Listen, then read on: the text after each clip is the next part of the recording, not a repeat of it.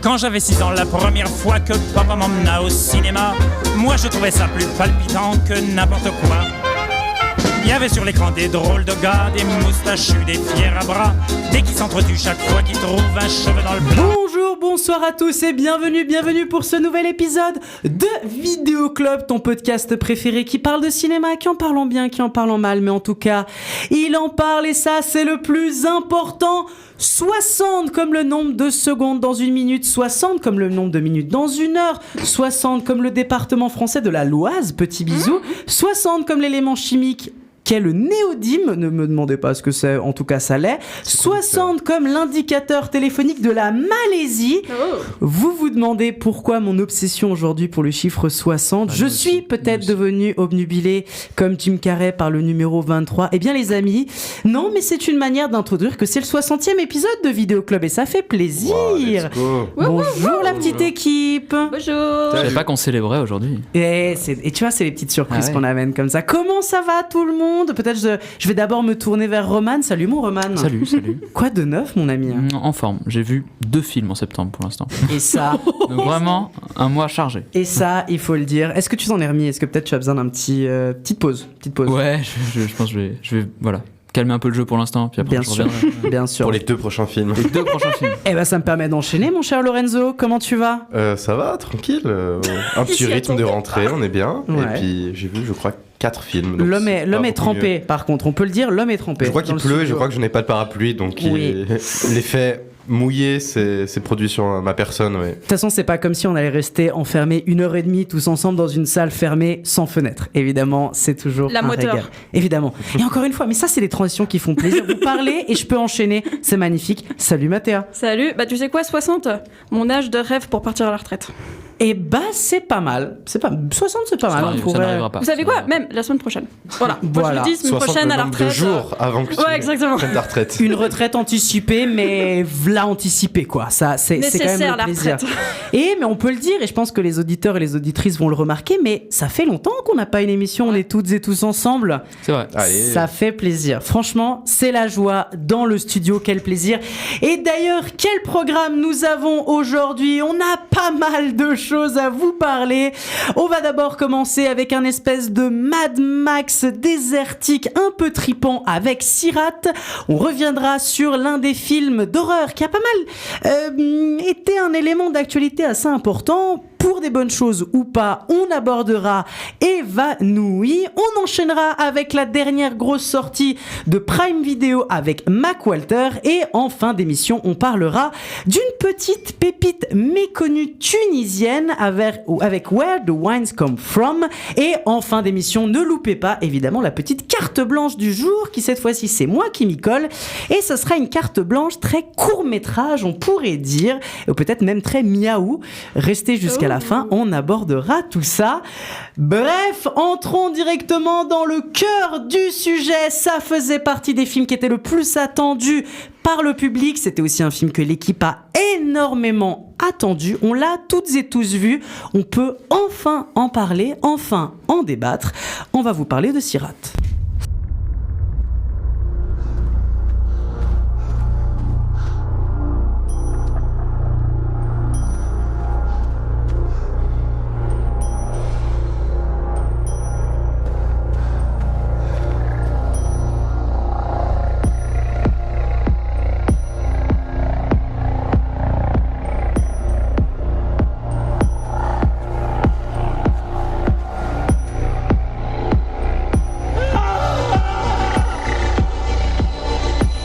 Sirat est donc le 4e film du réalisateur franco-espagnol Olivier Lax. C'est le film qui a reçu le prix du jury de cette année 2025 à Cannes.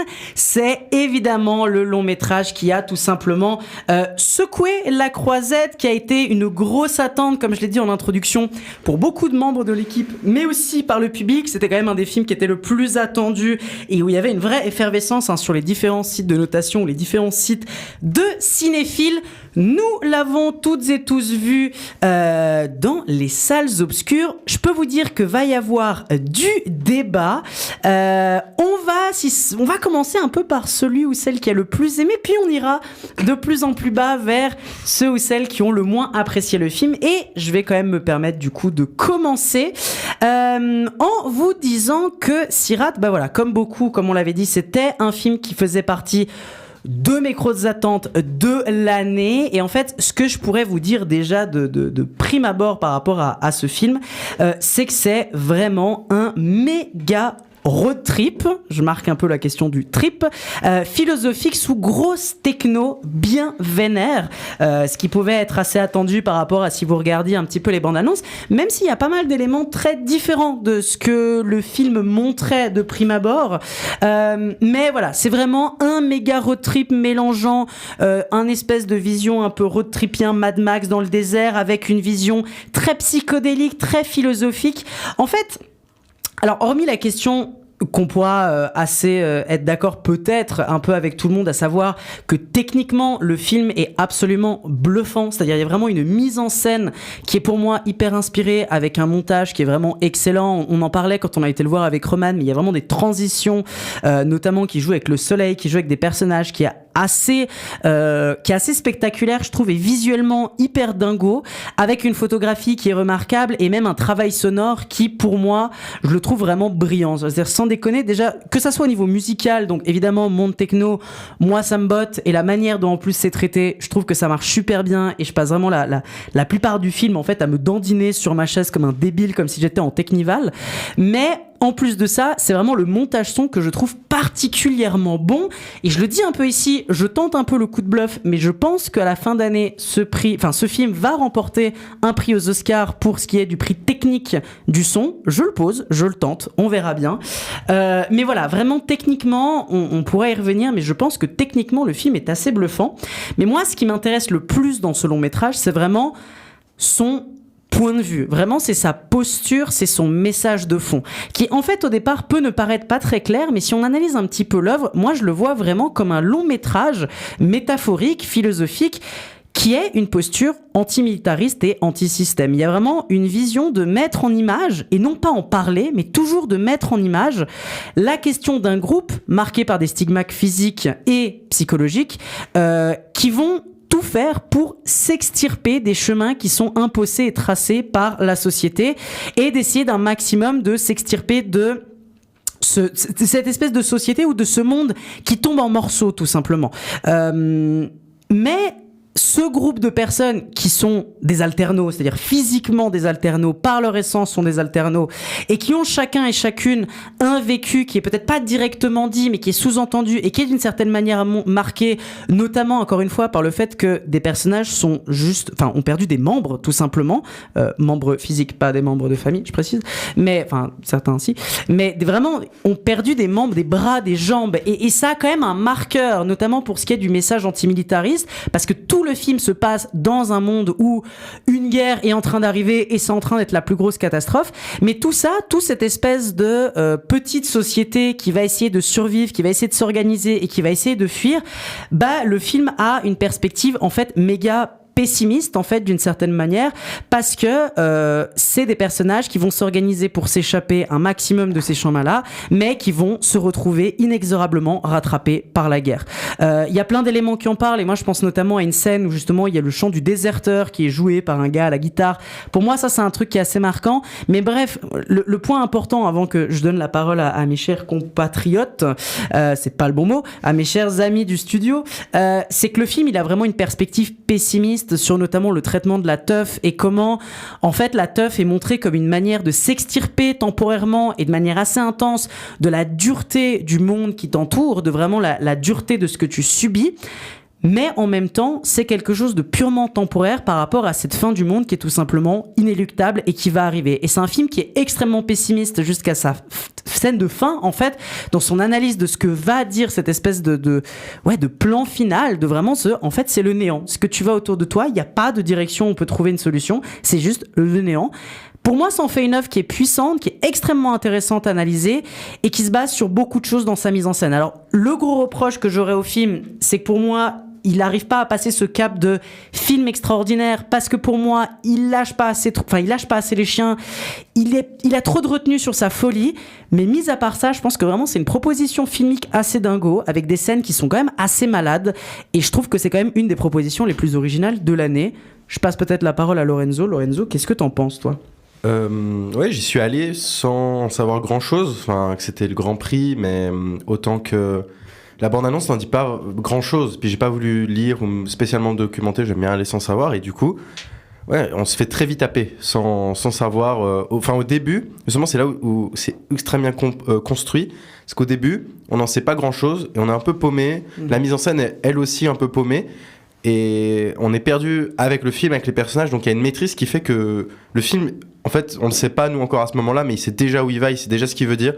Et puis ouais, tu te fais prendre par le truc où c'est un peu ambigu au début, puis en fait tu penses que ça va quelque part, parce qu'il y a tout ce prétexte de ce personnage qui cherche sa fille, et c'est pour ça que lui se retrouve là, le personnage principal se retrouve au milieu de ce désert, entouré de gens qui font des raves, et on pense que ça va quelque part, et en fait le film devient totalement autre chose, devient même une sorte de thriller, de film d'horreur, de film à suspense, d'une efficacité folle. Et je pense que ce que je retiens de Sirat, c'est que c'est extrêmement efficace sur tous les points de vue, autant sur le rythme, sur la mise en scène, sur la réalisation, sur le narratif.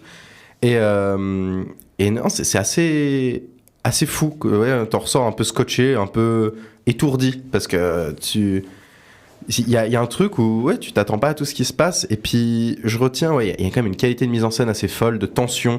En fait, tu penses que tu peux pré-shot le film. D'une certaine manière, tu peux un peu pré-shot le film, mais il y a toujours quand même la demi-seconde, le demi-cut, le petit moment de montage ou de mise en scène qui fait qu'en fait, le film, il y a quand même un temps d'avance sur toi. Et tu te fais quand même un peu surprendre, alors que tu pourrais te dire, bon, j'ai compris où ça va. Je pense surtout à la fin, ou enfin les 30 dernières minutes. Tu pourrais dire, ah, mais je comprends où ça va, je sais où ça va. Mais t'es tout le temps en décalage avec ce que veut vraiment dire et va faire le film. Et c'est assez bluffant. Du coup, tu fais que tu t'ennuies pas. Et au contraire, t'es même ultra tendu et scotché. Parce qu'il y a une efficacité. Je vais réutiliser ce mot à nouveau, mais quand ils sont dans ce désert à la fin, c'est tellement simple, c'est tellement clair. L'enjeu, il est monumental et t'as l'impression d'être pris au piège avec eux. Puis quand il y a ce silence qui est utilisé, j'avais l'impression que ça allait péter avec nous dans la salle. Tu vois, genre que c'était là, il n'y avait pas d'écran, c'était vraiment une fenêtre sur ce qui se passait. Et puis oui, ce propos sur tout ce qu'on est, et sur où on va, mais surtout où on ne va pas, c'est assez fou. Ouais. Il suffit de 2-3 plans sur le désert et des gens dans un train pour que tu comprennes ce que veut te dire le film et te déprimer pour le reste de ton week-end. Et c'est assez, à nouveau, efficace. Et je dirais aussi la manière dont il filme le désert. Il y a un truc où j'ai pas l'impression que j'ai vu le désert aussi bien filmé et utilisé. Parce qu'il y a des instants où le désert est un peu filmé comme un truc de documentaire, un peu les belles montagnes du désert marocain. Et puis t'as des grands plans au drone un peu soyeux, un peu beaux. Et le plan d'après, juste avec des focales compressées, juste avec un point de vue différent, le désert devient menaçant, devient dangereux et devient horrible. Et dans l'autre sens, d'un seul coup, quand une montagne devient le lieu salvateur où on doit se diriger, elle est filmée d'une manière à ce qu'on n'a même pas besoin de le dire, juste on comprend à nouveau avec la focale, avec la distance, avec la lumière que c'est le point où on doit se focaliser pour être sauvé. Et cette manière où ça passe juste par la réalisation de nous dire, de nous montrer, de comprendre que là, on est en situation agréable, là, on est en danger, là, on explore, là, on comprend pas, sans vraiment discuter. C'est là aussi où le film, peut-être pour toi, il se retient, mais pour moi, le fait qu'on dit pas grand-chose, je trouve que c'est aussi des forces du film. Il n'y a pas beaucoup de dialogue, on sait pas beaucoup des personnages, on dit pas grand-chose, et on n'a pas besoin de tout ça, en fait. On est avec eux dans ce voyage, on n'a pas besoin de leur passé, on n'a pas besoin de leur futur, puis on n'a pas besoin non plus de trop de dialogue qui expliquent ce qu'on pense, ce qu'on dit, où on va, ce qu'on fait. Ça se limite à 2-3 trucs, 2-3 petites réflexions. Et non, c'est assez efficace. Ouais, voilà, c'est le mot que je retiens de Sirat. C'est abouti, c'est maîtrisé. Peut-être de temps en temps, je vois ce que tu veux dire. Par instant, ça pourrait un peu lâcher les potards, être un peu plus psycho, un peu plus tripant, un peu plus fort. Mais justement, je trouve que c'est un peu aussi la force du film, c'est qu'il a une forme de retenue aussi dans ces moments durs, dans ces moments forts, dans ces moments compliqués. Il arrive à garder un peu cette distance et ce ton très anxiogène. Et c'est une assez belle découverte. Je suis assez encore, tu vois, genre presque 2 semaines après, encore plus sous le choc, faut pas abuser, mais quand même assez agréablement surpris, tu vois, de dire putain, ouais, c'est vrai que ça a quand même un peu marqué les dernières semaines en termes d'expérience de cinéma. Roman. Oui, bon, je ne serais pas aussi dithyrambique que vous, mais en tout cas sur le côté positif et tout ce que tu as dit de la mise en scène, je suis vraiment d'accord, surtout l'utilisation de l'espace, le désert, les montagnes. Je trouve qu'il joue vraiment bien entre justement cette ambivalence que tu dis entre le côté un plan c'est le danger, un plan c'est un peu le Graal et l'espace à atteindre, comme le fait qu'il y ait la montagne tue à des moments et ça devient une demi-heure après un refuge. Donc il y a vraiment un côté hyper intéressant dans l'espace qu'il a choisi et comment il le filme. Et puis mise en scène aussi, je suis assez d'accord sur tout ce que vous avez dit en vrai, sur la lumière, sur le travail qu'il a fait et tout. Moi c'est vraiment plutôt là où le film me déçoit un peu, c'est vraiment plutôt sur la narration et le scénario. Parce que je trouve qu'il va vraiment, il fait pas grand chose de son plot de départ sur le père qui recherche sa fille qui a disparu, ce qui est un peu le moteur du film au départ. Je trouve qu'il en fait pas grand chose et du coup ça devient un peu un prétexte, quoi. Et en fait au final il explore pas vraiment ce truc là, et même si je sais qu'il a cette volonté de pas trop en laisser savoir, en laisser de pas trop donner au spectateur, je pense que c'est quand même un peu too much dans cet aspect là. Et qu'il aurait pu quand même développer un peu ce scénario, développer un peu les personnages. Voilà, j'ai une alliée à ma gauche. Non, voilà, développer un peu ces personnages de Tuffer, et même le père, le fils, ou la fille qui est disparue. Je pense qu'il y aura vraiment un travail à faire, et que ça gâcherait pas le film, et ça enlèverait pas pour autant le côté spirituel, le côté tripant et tout, mais que ça nous donnerait un peu plus à ronger finalement autour de l'os qu'est ce film. Et non, à part ça, je rejoins quand même, enfin j'ai quand même passé un très bon moment, et je trouve qu'il a vraiment des qualités en termes de casting, parce qu'on l'a pas dit je crois, mais c'est un casting tout amateur, amatrice, donc c'est quand même assez dingue d'avoir trouvé ces gens-là et d'avoir réussi à construire le film, en fait. Ce qui est un peu paradoxal, parce qu'il construit le film autour de son casting, et en même temps il en fait pas grand chose. Ouais. C'est un peu juste je trouve des pions qui déplacent et qui sont un peu à la merci d'une grande histoire, mais la grande histoire on la connaît pas non plus. Donc en fait je trouve que ça fait beaucoup de zones d'ombre pour vraiment trouver un attachement émotionnel au film, et qui soit au-delà du côté un peu suspense, un peu tripant et un peu prenant, mais par le stress qu'il procure à la fin. Genre là t'es pris, mais t'es pas pris parce que tu t'attaches au personnage, t'es pris parce que bah voilà, il y a des explosions et que ça ravive le truc, et forcément t'es pris dedans. Mais non, à part ça, plutôt bien. Je comprends aussi pourquoi il a eu un prix. C'est vrai que juste pour la mise en scène, je pense que c'est assez mérité. Il y a quelques plans qui restent vraiment en tête. Après voilà, bon, j'aurais pas fait comme ça. Moi j'aurais pas fait comme ça. Bon, t'as qu'à le faire alors. Bah, je propose pour le 2 peut-être. Hâte de voir ton remake. Next Gen. Théa, 2.0. Tu t'en valais, voilà, dans les. Théa, tu as la dure responsabilité de terminer ce tour de table, ce qui veut dire que tu es la personne qui a le moins apprécié le film. Est-ce que tu es en accord avec nous ou pas du tout? Alors, je vais tout de suite vous rassurer. Ma critique, elle tient sur quelques éléments que vous avez déjà évoqués. Alors, ça va être sur des choses dont on a déjà parlé et des choses que vous n'avez pas encore relevées et qui, moi, m'ont fait encore plus détester ce film. Mais je suis tout à fait d'accord avec vous. La musique, la mise en scène, le grain, le putain de grain qu'on voit tout le temps scintiller comme ça, c'est hallucinant. Enfin, vraiment, j'ai trouvé que comme réalisation, comme mixage, enfin, vraiment incroyable. Genre, j'étais vraiment, à chaque fois, j'étais ultra tendue. Genre, vraiment, sur mon siège, j'étais très, très tendue. D'ailleurs, j'ai vu un mec juste devant moi, enfin, genre la cinquantaine, un vieux tout seul, qui, à certains moments, surtout vers la fin, quand ça commence à vraiment, voilà, ce qu'avait décrit Roman avant, vraiment, il y a des moments où tout il a d'un uriné coup... sur son siège. Non. Je pense que la prostate... Je suis pas allée vérifier, en plus. C'est jamais. Oh, l'odeur, hein. Non, l'odeur c'est suffit. pas ce qui est porté par l'émission. Non, je suis désolé. C'est pas les valeurs de... Non, c'est pas les valeurs de l'émission. Ouais, détestez votre prostate, attention les gars. Non, mais on n'est pas une émission pipi caca, voilà. Non, mais en fait, il a levé les bras en l'air et il hurlait, en fait, et il disait non. Ah, mais moi j'ai eu un peu les mêmes rapports. Alors, en plus de me pisser dessus comme quelqu'un a vomi. Non, mais j'ai pas de vomi, mais j'ai pété mon câble plein de fois. Roman était à côté de moi, il m'a vu sursauter un nombre incalculable de fois. Mais bien sûr. Non, mais alors du coup pour ça, je suis tout à fait d'accord. Mais Mais.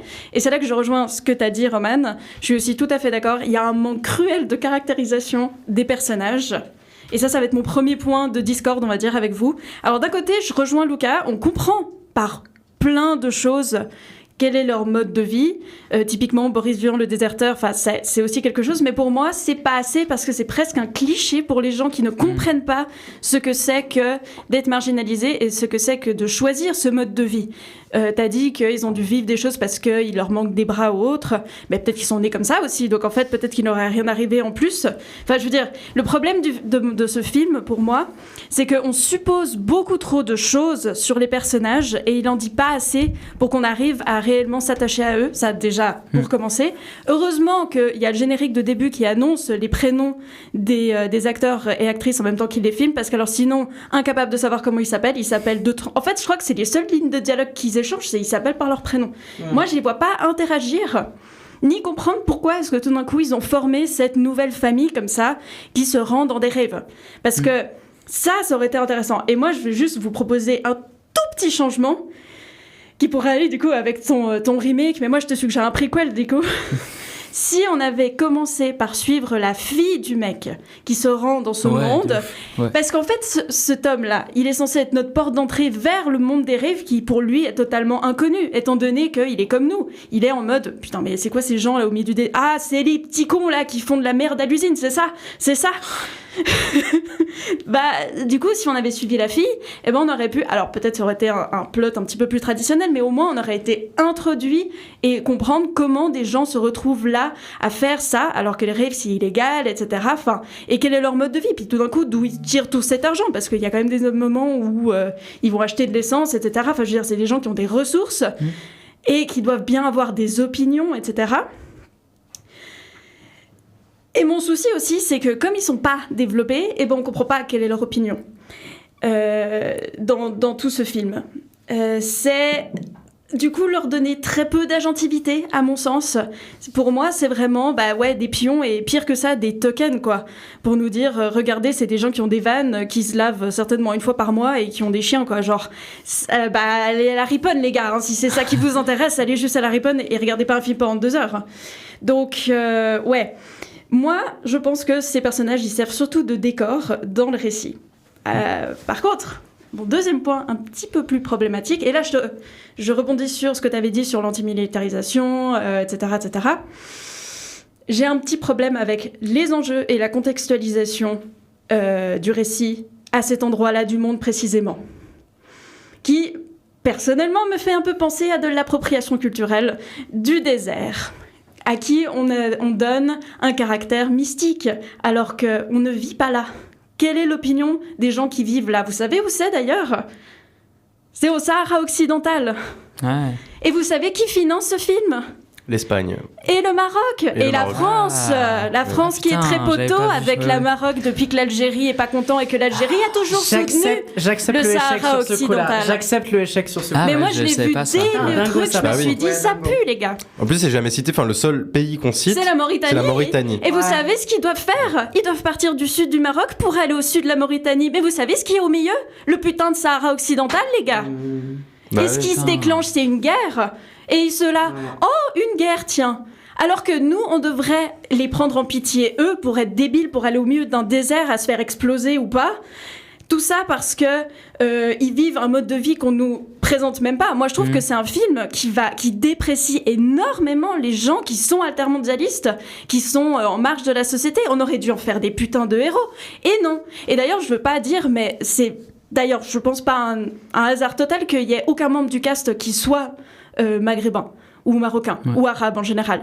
Quand même ceux qui leur vendent de l'essence, tu peux pas dire ça. C'est vrai, putain, les deux. Il y a quand même ceux qui les arnaquent. Les arnaques. Des arabes. Et donc là, c'est de la représentativité. Et puis le petit berger qui ne dit rien. Oui, le berger, quand même. Et puis il y a quand même ce plan formidable. T'as 3 chars d'assaut, une petite baraque au milieu de nulle part et une télé allumée avec la Mecque. Je veux dire, si ça, c'est pas du mystique. Et puis, le nom du film. Mais tout le film est dans un rapport mystique, mais oui. Un rapport mystique qu'on tissait les Occidentaux avec le C'est désert. quoi le nom du film? Il y a un truc aussi avec le nom du film. Mais oui, c'est un mot qui est tiré de l'islam. C'est le pont Personne. infini qui est en Sauf fait très que- fin. pour Ok. passer- Sauf, c'est un passage entre les enfers et le paradis. Et ça, c'est présenté à quel moment? Quand il passe à un endroit qui d'ailleurs existe réellement et qui a été construit par le Maroc avec la bonne aide de nos grands amis l'Israël. Ah. Putain, bah. L'Israël qui d'ailleurs soutient le Maroc dans sa Ouais. non-reconnaissance du Sahara occidental. Donc moi je vous dis, vous prenez ce film, vous dites que ça se passe, même plot, hein, vous dites que ça se passe à l'ouest de Jérusalem, que c'est financé par les États-Unis, Israël et l'Allemagne, et vous verrez mon problème avec ce film. Vous mettez aucun cast d'ailleurs de la région concernée et vous appelez ça juste une petite ville quelque part paumée dans le désert. Un autre argument qui me pousse à croire à l'orientalisation du désert, c'est qu'il n'y a personne qui vit là-dedans. Et ça, c'est un move typique de colon européen de se dire « Oh, on arrive dans une ville, vide. dans un endroit, et il n'y a personne qui habite là. » Les seules personnes qu'on voit, c'est dans un train à la fin, et ils n'échangent aucun regard. Et d'ailleurs, vous savez que dans le Sahara occidental, à force de se faire bombarder et de se faire renier leur indépendance, il n'y a pas de train là-bas. Donc les mecs, ils sont en Mauritanie. Oui, c'est la Mauritanie où il y a ce train. Ouais. Et même la Mauritanie, c'est pas la meilleure région du monde. Et pourtant, on ne sait rien de ces gens. On sait rien Alors du que début à la c'est fin, eux quoi. qui vivent sous ce régime de colonisation du Maroc, de l'Espagne, du Maroc, etc., etc. hein. Donc, je suis désolée, mais on peut faire des belles images, on peut faire du bon son, mais on ne souille pas un contexte géopolitique, en plus, en ruinant tous les faits qu'on aurait pu avoir grâce à ces gens qui auraient pu vraiment montrer qu'ils étaient... Moi, il m'aurait fallu 3 lignes de dialogue sur eux pour dire... Enfin, un peu plus quand même, parce que c'est quand même assez honteux comme film, mais quelques lignes de dialogue pour expliquer que c'est inhumain, cette situation, qu'ils sont deg, que eux, ce qu'ils avaient fui, c'était justement la guerre. Et puis, non, on nous met des bons gros ignorants qui coupent la radio quand on leur annonce une 3e guerre mondiale par le... Je sais plus, il est plus chancelier du coup, Schulz, il est à l'ONU Ouais, maintenant. c'est un autre gars, ouais. J'adore l'ancien chancelier allemand. Oui, je vois. Non mais je te jure. Oui, oui. Donc, c'est un film qui non seulement chie sur une des régions les plus en guerre, les plus en conflit Plus tendu. depuis toujours, sauf que c'est pas dans les news, alors tout le monde s'en fout. Ça chie sur des gens qui revendiquent une autre façon de vivre, qui ne font de mal à personne finalement. Bon, on peut encore se demander le problème écologique que posent les raves illégales dans des déserts qui sont normalement pas habités par des rêveurs, mais bon, peu importe. Ça nous montre le parcours, même pas transformateur d'ailleurs, de ce film, étant donné qu'on ne connaît pas les personnages, on sait à peine qui c'est, d'où ils viennent. Il n'y a pas de début, de milieu, ni de fin. On ne se connaît même pas l'actrice qui joue la fille, on ne verra d'ailleurs jamais la fille. Moi, j'aurais préféré un film sur elle. Ouais. Et en plus... Oliver Lax, qui est quand même à son 3e long métrage dans le désert, a quand même la bonne idée... Ouais, bon, 4, il faut juste qu'il s'arrête, en fait, c'est tout. Il a quand même la bonne idée en interview de dire « Mais oui, moi j'ai fait un film politique, parce que moi, c'est ça ce que je veux faire comprendre aux gens, qu'il faut danser, écouter de la musique, même dans les temps les plus horribles. D'ailleurs, en ce moment même, ce film peut-être vous fera penser à d'autres situations dans le monde. » C'est un con, c'est tout, c'est un con. Et je vais citer des gens sur Letterboxd parce qu'en sortant de ce film, j'avais un peu la puce à l'oreille déjà de me dire que ce film, il était vide, mais alors surtout qu'il était problématique. Et je vais lire sur Letterboxd des commentaires espagnols de gens qui disaient justement « Eh, le Sahara occidental, mon gars, c'est bizarre que vous n'en parliez pas, voyons. Ça vous aurait peut-être enlevé le Maroc comme sponsor. » Alors, je sais pas Alors, si je peux juste dire, Oui, je suis très content d'avoir critiqué le film un peu avant, parce que comme ça, il a pas l'air con comme vous. Va te faire.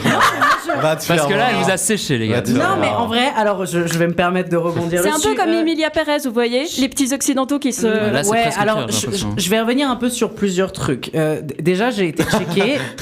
Moi, je suis dans l'affrontement, il n'y a pas de souci. Non, mais en vrai, je pense qu'il y a côté des du critiques qui sont assez pertinentes. Mais ce que je veux dire, c'est que déjà, j'ai été checké, le film n'est pas produit par le Maroc, si jamais. Non, il est tourné au Maroc, mais il n'est pas produit par le Maroc. Il est sponsorisé. Il y a l'office, c'est même marqué au C'est début. les droits Mais tu ne produis pas le film. C'est-à-dire, là, ça a une différence entre produire le film et d'avoir tourné et que tu as ton crédit de fin à la fin. Mais il n'est pas produit. Non, il est au début. C'est ça, c'est intéressant. Il est au S'il en début, effet produit par le Maroc, ça peut se c'est marqué questionner. participation avec tous les trucs en Espagne, oui. le CFC, Oui, il y a aussi le Maroc. le Royaume du Maroc. C'est Parce que marqué au moi, début, j'étais c'est rechecké, marqué. ils disent pas que c'est produit par le Maroc. Non. Mais moi, je suis d'accord de me dire, je me suis trompé. Mais si je me suis trompé, soit. C'est un sorte de truc, c'est genre un truc pseudo-touristique. Parce que moi, j'ai vu et que tout. c'était franco-espagnol, ça certes, mais j'avais pas vu Non, Maroc. c'est vraiment le Maroc, au ok. début. Pour plusieurs points. Déjà, on peut aller sur les points un peu plus simples, mais que je peux comprendre, c'est-à-dire sur la caractérisation des personnages et puis sur la question de la fille, sur par exemple tout ce que tu disais sur commencer le récit par justement comprendre pourquoi la fille entre dans ce milieu-là, etc. Je sais pas ce que t'en penses, Lorenzo, etc. Mais moi, justement, c'est ça qui m'intéresse aussi. C'est de justement jamais voir le personnage de cette gamine. Mais la seule chose qu'on a de cette gamine, c'est l'écho que se font les autres personnages de ce personnage. C'est-à-dire l'écho qu'on a. Hein, ils en disent rien de cette fille, on sait ah rien d'elle. si, ils voient ses photos, ils disent elle est triste. Non, la seule chose qu'ils voient de ce personnage, c'est ils voient ce personnage, ils disent elle est triste, et il y a des suppositions sur ce qu'elle est. Oui, non, mais d'accord, mais sur un simple regard, tu vois que le personnage est mal. Et moi, en plus de ça, c'est un peu une sous... Non, mais c'est peut-être une analyse que j'avais fait aussi sur le fait que le rôle du père peut aussi être interprété. Alors peut-être après, c'est une surinterprétation personnelle. Mais je pense que le père...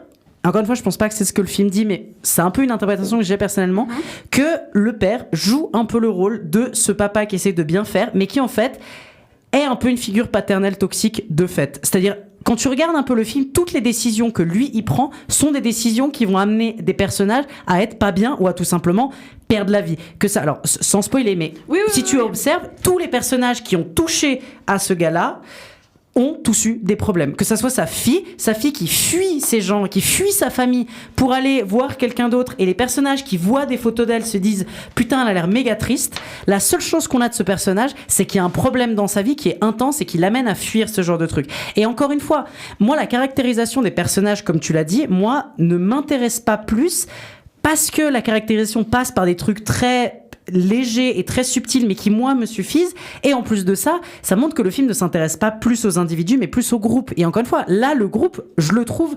identifiable et personnalisé d'une certaine manière. Maintenant, je comprends exactement et je dis pas que c'est faux. Je dis juste que j'arrive à personnellement pas me retrouver dans ce truc-là, mais je le trouve assez intéressant comme idée. Ça aurait pu être une autre perspective de voir tout ça. Maintenant, pour ce qui est vraiment de la question du fond politique que t'abordes, moi, je suis pas tout à fait d'accord parce que, encore une fois, le film est quand même assez soft et quand même assez décontextualisé pour pas précisément parler d'un conflit. Même s'il tourne au Maroc, moi personnellement, il y a aucun moment où c'est clairement précisé on est au Maroc, on est dans tel endroit, on est à tel moment, on est dans telle situation. Mais non, moi je le vois pas du tout. Les seuls moments de contextualisation sociopolitique que tu as, c'est le fait de dire qu'il y a des conflits, de voir certaines personnes et donc tu identifies qu'on est à peu près dans telle région, mais pour moi ça n'identifie pas tel truc. Et tout ce rapport-là, mais je peux encore une fois le comprendre et je vois l'analyse. C'est juste que pour moi, c'est pas ce que le film dit. Et pour moi, le film a plutôt vocation, et comme j'ai dit, à être un film pessimiste sur la direction dans laquelle les sociétés de manière générale et sur les rapports de pacification et de non-pacification qu'on arrive. Mais pour moi, le film est pas en train de te dire c'est bien d'aller faire la guerre à tel endroit ou c'est telle chose qui se passe à tel endroit ou faire de la propagande politique pour le Sahara occidental. Vu que même les personnages militaires, les seuls personnages militaires qu'on voit, si on va dans cette logique-là, c'est l'État marocain. Bah oui, mais l'État marocain n'est pas du tout représenté comme un truc positif. Ils sont représentés comme des gros tarés qui vont tout de suite aller prendre des gens pour les faire aller en ligne. Ils leur disent attention, c'est pour votre sécurité. Oui, mais bien sûr, mais évidemment que beaucoup de gens disent que c'est pour ta sécurité, mais quand t'es armé et que des personnages se barrent mais tu penses de que cette les gens direction-là, vont ça comme ça Justement. Mais moi, je l'ai pas compris comme une opposition à ça. Pour moi, je l'ai vraiment vu comme un truc beaucoup plus philosophique et général. Désolé, je vais tourner ma veste, mais bah oui, non, mais parce que elle nous a retourné comme des crêpes. Parce que pendant le film, j'étais conscient que le Maroc était derrière ça parce que c'est dit à un moment dans le générique de début, et j'ai un peu évacué ça très rapidement parce que les rares fois où l'armée est présentée, au début et un peu au milieu où il y a un cortège qui se va quelque part, il y a une colonne de véhicules qui va quelque part, les 2 rares fois où l'armée est présente à l'écran, ils sont pas spécialement si menaçants que ça. Au contraire, non. Ils tirent sur personne. Ils tirent sur personne, ils sont propres, ils sont bien habillés. Attends, cette armée casse la gueule sur les casse la gueule aux manifs. Mais si, justement pas. Non, ils font des cortèges. Non. Par rapport à la police je de sais, Retailleau. vraiment. Ça va. Non, mais je te jure, quand ils sont venus, c'est pas pire. mais vraiment, je te jure, quand ils sont venus interrompre la première rave, je me suis dit, genre, ils sont aussi soft et doux que ça. Moi, je les ai pas du tout trouvé soft. Ils ont fait des cortèges, Oui, ils repoussent les gens, mais il n'y a pas de violence. Montez dans vos voitures, tout se passe bien, il n'y a pas d'effusion de sang. C'est vraiment en mode genre, s'il vous plaît, désolé, on vous dérange, mais si vous pourriez quitter le désert, ce serait super sympa. Moi, je le vois pas du tout comme ça. Et non, et après, là où ça devient un peu problématique, mais c'est pour ça que je m'en suis pas spécialement autant offusqué que toi, mais maintenant, c'est vrai que tu m'ouvres les yeux d'une certaine manière. Mais quand il y a le cortège de véhicules de l'armée qui se dirige vers quelque part et eux, ils le croisent depuis un peu un flanc de montagne, l'armée, elle est limite rassurante. Il y a limite un truc de, elle est bien filmée. Il y a un côté de, c'est une belle armée, propre, nickel, et eux, ils regardent ça en mode, ah bon, bah... On se sent pas si en danger que ça, entouré par ces trucs-là. C'est l'inverse total. Moi, je trouve que c'est méga angoissant, justement. Non. Ils les regardent de loin, ils ont peur, ils ont un regard méfiant et ils disent on va contourner. Non, ils disent précisément ils vont contourner ce passage-là. Ils le disent précisément. Et ça, c'est normal. Oui, mais juste parce qu'ils n'ont pas le droit. Mais parce qu'ils n'ont déjà pas le droit d'être là. Mais alors, il n'y a rien de rassurant. Bah non, mais même sans armée, ils n'ont pas le droit d'être là. Je pense que pour moi, rassurant, le terme rassurant, c'est un peu fort, mais je vois ce que tu veux dire. Voilà, et dans l'idée où on voit jamais de combat, enfin, il n'y aura jamais de flingue sorti, je crois. Il me semble qu'il n'y a aucune violence. Vraiment, ils regardent ce cortège en se disant bon, ils nous ont dit de partir, on va pas le faire, donc on contourne. Mais c'est pas spécialement l'armée qui les menace en soi, tu vois. Ils se sentent pas. En plus, c'est un cortège. Quand ils se cassent, ils les suivent même pas. En plus. Ouais. C'est vraiment genre, s'il vous plaît, allez dans cette direction. Puis nous, on va garder notre désert et puis tant pis pour vous. Puis je comprends aussi ce côté un peu token utilisé, un peu des occidentaux qui sont autant espagnols, français, qui se retrouvent un peu à faire la teuf dans un désert et puis ils subissent les conséquences d'un conflit qui se sont même pas renseignés. Ouais. C'est vrai qu'au début, je trouvais ça assez pertinent, assez utile de me dire, ah bah tu te fais rattraper d'une manière ou d'une autre par le contexte. Oui, voilà, exact. Je trouvais ça intéressant, mais c'est vrai que quand tu te places dans ce contexte-là politique précis, c'est vrai que c'est assez malhonnête. Et on leur donne même pas l'occasion de se revoir là-dessus, étant donné que la seule fois où c'est mentionné à la radio, ils l'éteignent. Mais où je rejoins Lucas, oui, parce qu'ils essayent de s'en échapper encore une fois, ils s'en détachent. Mais là où je rejoins Lucas, c'est que vis-à-vis de ces ravers toughers qui eux subissent un truc qui, c'est vrai qu'ils ont essayé de fuir, mais qui peuvent pas se rattraper. C'est vraiment genre ils se font décapités par le film et on leur laisse aucune chance quelconque. C'est limite parce qu'ils existent qu'on essaye de. C'est leur choix, c'est leur décision, mais là où je rejoins Lucas, c'est que le personnage du père, je trouve comme il file à travers le film, cet homme blanc espagnol de classe moyenne, ça dit aussi quelque chose dans la finalité, tu vois, forcément cette figure-là qui va survivre alors qu'il est encore moins dans son milieu naturel que ces gens-là, tu vois. Et que tout ce qui touche finit par empoisonner, tu peux élargir à toute notre société, quoi, de homme blanc occidental finit par démolir tout ce qu'il connaît pas, tout ce qui l'entoure. Et puis le côté de sa fille, tu vois, moi, là où vous voulez plus de développement, moi ça me pose aucun problème qu'on sache rien d'elle. Elle a essayé de fuir ce gars-là, elle a essayé de fuir son contexte familial pour aller faire la teuf dans le désert. Tu peux en parler tant que tu veux, pour moi c'est ça que je vais retenir. C'est une occidentale qui a voulu arriver. Et il n'y a aucun jugement de valeur. C'est ce qu'elle a voulu faire, c'est ce qu'elle est, c'est ce qu'ils sont. Et c'est bien, c'est pas bien. Je peux comprendre qu'on peut développer un peu plus, mais quand on le place dans un contexte géopolitique qui est le Sahara occidental, la Mauritanie et l'Algérie, c'est vrai que c'est très très compliqué.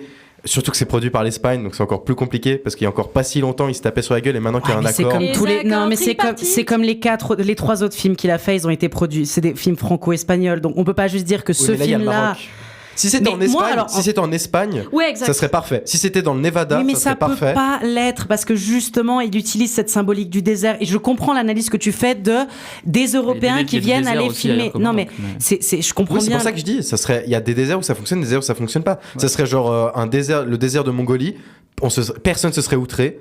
Ça serait le Nevada, personne se serait outré. Là, je comprends que ça fonctionne pas. Et là, c'est un peu gros à ce que tu dis, mais je vois ce que tu veux dire. Si tu le places dans un contexte... Orientalisme 101, hein. Non, mais Moyen-Orient, mais sur cette approche-là, je peux le comprendre. Sur la question de l'orientalisme, mais pourquoi réutiliser encore des décors qui ne sont pas les tiens pour parler de choses ou en tout cas utiliser une espèce de spiritualité qui est peut-être un peu dépassée. Sur ça, moi, je peux encore... rien à voir, d'ailleurs. Oui, bien sûr, mais moi, je peux encore le comprendre, ce truc-là. Maintenant, encore une fois, moi, ce que je prends dans ce film, précisément dans mon regard de spectateur, c'est que moi, je vois pas ce truc-là de parler précisément de ce conflit-là, parce que pour moi le film ne parle pas de ce conflit-là. Peut-être qu'il en met un pied. C'est ça le problème. Mais non, mais justement, il faut pas en parler de ce truc-là. Le but, c'est pas de dire je vais vous faire une métaphore sur le Sahara occidental. Non, le but du film, c'est de dire à quel point on est dans la merde. Mais tout le monde, en termes de société. Et en termes de société, c'est pas possible. Mais même cette légèreté, moi, je la trouve pas si légère que ça. Je trouve que ça a quand même un truc. Tu donnes une forme de légitimation au conflit qui se passe en disant non. L'armée et surtout c'est pas vrai qu'ils sont tous dedans parce que eux les rêveurs au pire ils sont expulsés du pays et puis ils rentrent chez eux, quoi. Oui, mais la posture que le film a, c'est qu'ils essayent de fuir quelque chose. Ils fuient cette espèce d'imposition. Si t'essaies de sortir des lignes, des codes, si t'essaies de sortir du cortège, si t'essaies de sortir du train, de ce qu'on t'impose, t'es en danger. Et ça, c'est vrai que c'est assez efficace. En danger, et surtout t'essaies de fuir avec une liberté. Oui, mais je vois le fait que effectivement quand tu le mets dans ce contexte-là, il y a plein de paramètres qu'il faut prendre en compte et qui prend pas du tout en compte, quoi. Donc c'est genre le film un peu il a fait les yeux bandés et sans regarder où il était, mais je comprends, tu vois, du coup ce truc. Moi je suis quasi sûre qu'il a fait ça comme ça. C'est vrai qu'il y a un léger côté, c'est la merde partout dans le monde, du coup le Maroc a le droit de s'emparer du Sahara occidental. Tu vois, c'est un peu comme ça que je commence à le ressentir et que je l'ai senti par instant. Parce que quand j'ai su dès le début que c'était le Maroc derrière, je me suis dit, bon, espérons que ça reste le plus possible sur la teuf. Et quand il y a des rares fois l'armée, je me dis, bon, bah, ça peut pas fonctionner vu que c'est l'armée marocaine qui s'empare d'une région qui n'est pas la sienne. Ouais, mais le problème, c'est que moi, je vois pas le film qui moralement légitimise ce truc-là. Peut-être même qu'il en parle, peut-être que d'une certaine manière, il pose le truc, mais à aucun moment, je trouve que le film te dit.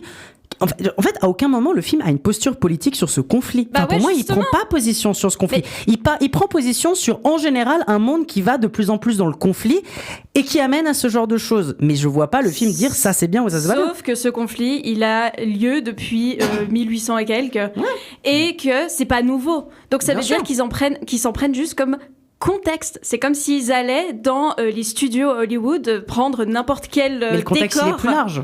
Le film te dit que le contexte est plus large que ce truc-là, qu'il y a des conflits dans le monde entier. Et que ça fait partie d'un des conflits qu'il y a.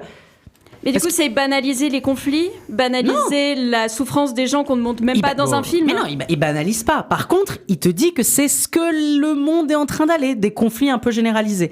Mais c'est quand même intéressant, je pense que, et c'est là où c'est quand même passionnant, c'est les avis qu'on fait une suite, bien sûr. Est-ce que peut-être Roman n'a pas encore eu beaucoup de temps de parler? Est-ce que peut-être tu veux dire un dernier petit mot pour conclure? Ou peut-être Théa, est-ce que tu veux pas dire un dernier petit mot pour conclure? Non, mais écoutez, je suis désolée, moi je peux pas faire abstraction à ce manque de contextualisation et en plus à ce manque de crédit qu'on donne à justement des gens altermondialistes qui pourraient avoir une autre position sur la vie. Et pour moi, c'est classique. Qui sont juste des punks à chiens, là. Voilà. Pour moi, c'est classique, orientalisme 101, colonisation 101. Voilà. C'était donc notre avis sur Sirad. Vous avez donc compris que ça a divisé notre équipe. Donc, on vous invite vraiment chaleureusement à aller dans les salles obscures, à vous faire votre propre avis de quel team êtes-vous entre ceux qui l'ont adoré, ceux qui l'ont apprécié un peu mitigé ou ceux qui l'ont vraiment pas apprécié, qui le trouvent tout simplement problématique. Des discussions qui sont fort enrichissantes, qui font plaisir. Bref, faites-vous votre propre avis en allant le voir. On enchaîne avec quelque chose de complètement différent. C'est un film qui a défrayé la chronique depuis plusieurs mois. Un film qu'on voulait déjà vous en parler depuis un petit bout de temps, qu'on n'avait toujours pas eu le temps de voir. C'est le gros film d'horreur de ces derniers temps, que beaucoup de gens en parlent. On va vous parler de Évanoui.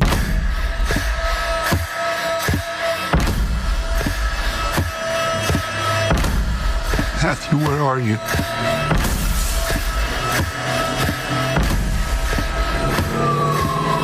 Where did you go?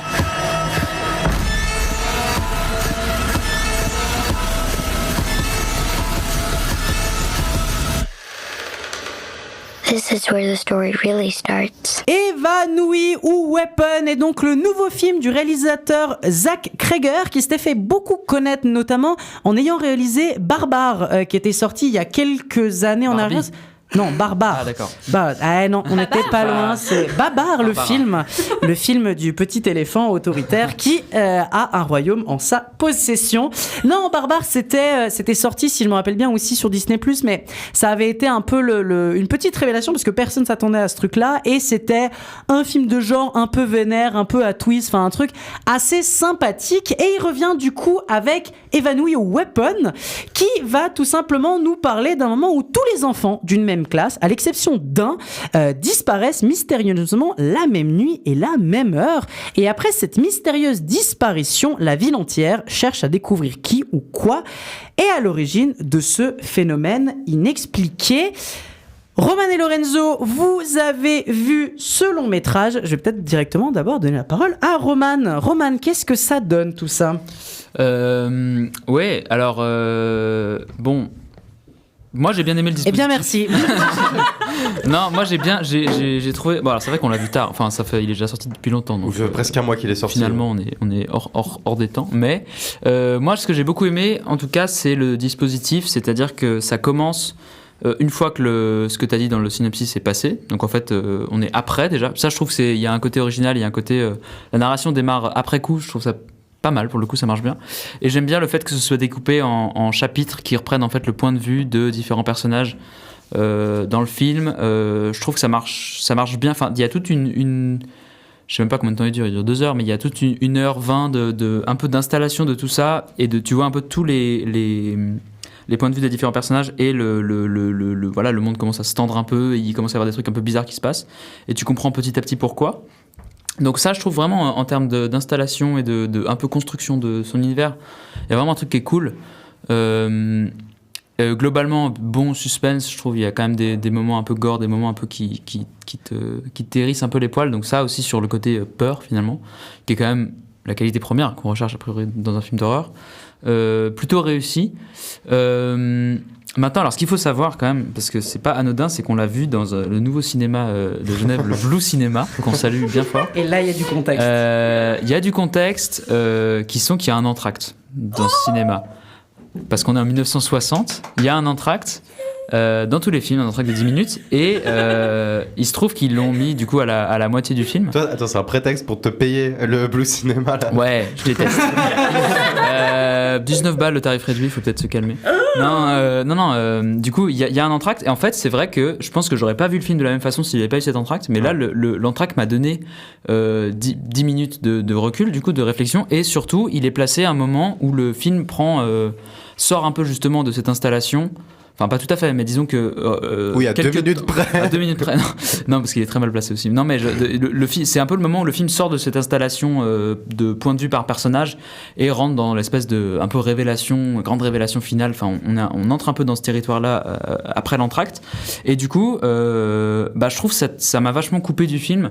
Et en fait, j'ai entrevu un peu tous les défauts et... Enfin, pas tous les défauts, mais dans le sens, j'étais vachement moins dedans quand ça a repris, et du coup, j'ai vu un peu les grosses ficelles du scénario, un peu tous les trucs où tu te dis, bon, là, c'est pas on perd un peu de temps, enfin, un peu tous les petits problèmes de rythme et tout. Et du coup, je pense que je l'ai quand même moins apprécié de par ce truc-là, mais du coup, c'est pas vraiment la faute du film, ou alors ça révèle la vraie nature du film une fois qu'il y a un entracte, parce qu'en fait c'est pas mal peut-être d'avoir des entractes dans chaque film pour voir leur vraie qualité, mais non, à part ça, moi j'ai quand même passé un bon moment globalement. Je trouve que il y a un bon côté gore, il y a un bon côté un peu flippant, l'histoire est cool, il y a une petite voix off au début d'une enfant justement, enfin qui amène bien le truc, alors que les voix off c'est difficile à faire bien, mais là ça marche bien. Et puis la façon dont ça se conclut aussi, qui est quand même assez sombre, et qui est pas comme dans beaucoup de films d'horreur américains, soit un happy ending, soit un happy ending avec un petit truc en fait, dans un coin de l'écran, tu vas voir qu'il y a encore un truc. C'est pas ça, là, enfin, c'est un petit spoil, mais ça se conclut d'une façon sombre, un peu mitigée, et je trouve que c'est cool aussi, c'est un peu un truc fort d'avoir fini comme ça. Donc voilà, plutôt quand même, j'ai trouvé plutôt réussi dans l'ensemble. Oui, c'était assez divertissant, ça fait le taf, mais je trouve que je trouve que le film se perd quand même un peu, tu vois. Il est autant... À part instant, il fait peur, mais en plus, c'est même un peu convenu, parce que on place la caméra dans un endroit sombre, un peu loin, puis on place créer le truc, et puis, screamer. Oui, mais ça marche, quoi. Oui, ça marche, mais en fait, en plus, tu l'avais même dit toi en sortant, il y a 2-3 screamers qui servent globalement à pas grand-chose, même à rien, qui même quand tu le replaces dans le scénario, ne sont même pas justifiés, ne peuvent même pas exister dans... Tu vois, enfin, micro-spoil, mais comment ça se fait que la vieille se retrouve un moment dans l'appart de la meuf?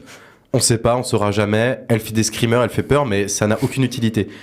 Et oui, puis je trouvais ça quand même globalement assez divertissant, assez bien rythmé, assez intéressant. Il y a les moments qui font peur, il y a même des légères touches comiques qui sont relativement comiques. Ouais. Quand ça fait le taf, c'est justement, tu sens un peu le film où t'as la scène un peu course-poursuite, ça va vite, donc la caméra elle tremble, et puis t'as une musique un peu énergique, et puis juste après ça fait peur, donc la caméra elle se calme, il y a une musique un peu tendue, voire pas de musique, puis juste après il y a une discussion en chant contre chant, un peu le film formel où on utilise la mise en scène adaptée au moment, sans avoir un style très parlant, très équivoque qui tient un film, tu vois. Ouais. C'est plus des styles qui fonctionnent bien par moment, par séquence, mais après sur la narration, c'est vrai que ce truc de chapitrage par personnage fait que c'était assez rigolo, parce que tu découvres des personnages par le point de vue d'autres personnages, et à la fin, t'as une vision complète de chaque personnage, de leur qualité, de leurs défauts, de leur comportement. Et c'est pas dans le film, Ça réinvente rien, mais ça réinvente rien, ça fait pas une grande différence, c'est pas monumental, c'est juste ça tient bien la première heure. Mais t'as raison, là où l'entracte est vraiment mal posé, c'est que vu que le film a vraiment une construction, en fait c'est juste ça tombe mal quoi. Enfin ça tombe mal pour ce film. Il y a peut-être d'autres films, l'entracte il passe super et d'autres films je sais pas. Probablement mais pas quand même. Mais... Pas forcément. Et surtout ce que je disais des entractes, c'est que depuis qu'il y a eu The Brutalist, tu peux pas faire un entracte. Enfin, Brutalist a montré qu'un entracte est utile à la narration. Donc maintenant, placer un entracte un peu au pif comme ça, parce qu'on a un exploitant de cinéma, bah, tu ruines d'une certaine manière un peu ce que tu essaies de proposer. Et du coup, là où tu as raison, ça met en exergue les deux parties du film très claires où il y a l'introduction avec différents points de vue, puis la révélation. Bah, c'était déjà construit comme ça, mais l'entracte vient vraiment le marteler, vraiment le mettre clairement, un peu comme si c'était deux films, quoi. C'est comme si t'avais genre 5 micro-séries, 5 micro-épisodes et un gros court-métrage à la fin. Mais non, c'est assez efficace. Mais c'est aussi le truc dont t'as pas spécialement parlé, mais qui nous a un peu laissé en suspens en sortant, c'est que on sait pas vraiment de quoi le film parle à la fin, tu vois, parce que il y a ce truc de c'est le méchant, la méchante qui est derrière tout ça. Il y a une forme de révélation, il y a tout un truc un peu mystique assez divertissant qui fait le taf et qui justifie un peu à moitié ce qui se passe, de sorcellerie. Mais en fait, on pense pendant un moment du film que ça va aller dans une direction, que ça va avoir un propos politique ou une direction ou une morale qui va s'affirmer avec le temps, qui va s'affiner plus le film avance.